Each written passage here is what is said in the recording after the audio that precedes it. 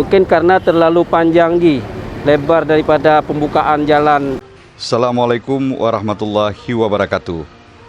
Berita uronyo kan salah hana plang rambu moto mupok salah tembok ethat gepuga. Dinas Penghubung atau LLAJ Aceh Timur ukurnya akan geatu beget jalan tebit ngan jalan tamong ngan tempat pedang kereta ngan motor lam kawasan ibu kota Kabupaten Aceh Timur lagi hut masyarakat yang tinggal lam kotanyan. Habanyan kali gepesampo oleh Kepala Dinas Penghubung Aceh Timur Zulkifli bak Freelance News lam bahasa Aceh ni bak uro Jumaat tanggal 20 bulan Sekurang tahun 2020. Goknyan gepegah tembok trotoar yang na di ke terminal idinyan payah peget berpanjang lom karena menyeethat supir motor jit salah sangka JPK kabih trotoar daerahnya.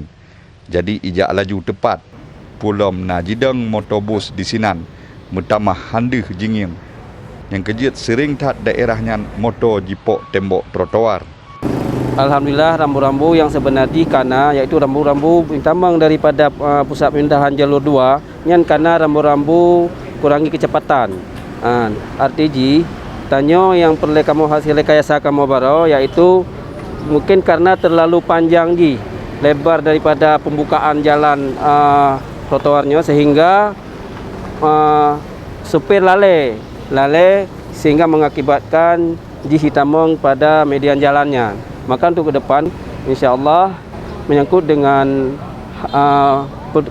tambahan median jalannya untuk kita perpendek. Insya-Allah kamu akan koordinasi dengan instansi terkait. Pak Jul getamah lom bawa sajih gopnyan ngan sungguh-sungguh kalih geperintah sit anak buah gopnyan Bandung giyu atu parkir kereta ngan motor beget lam wilayah Kuta Idi supaya aruh bak jalan nak lancar be hana meoh-saoh pi. Dan menyangkut penertiban yang lain, kamu akan menertibkan kendaraan-kendaraan yang parkir sembarangan. InsyaAllah dengan petugas kamu akan untuk menertibkan parkir yang sembarangan agar tidak terjadi kecelakaan.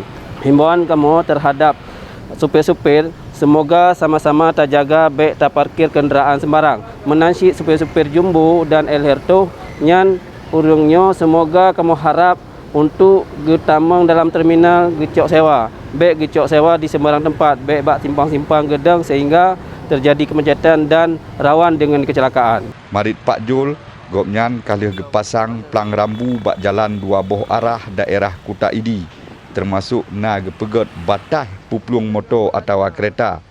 Sebetulnya bak jalan dua arahnya batas puplung motor 40 km per jam. Hanjit tajam-tajam tat karena daerahnya nakeh daerah yang ramai urang atau ramai kereta ngan motor. Ilyas bin Ismail, Freelance News melaporkan.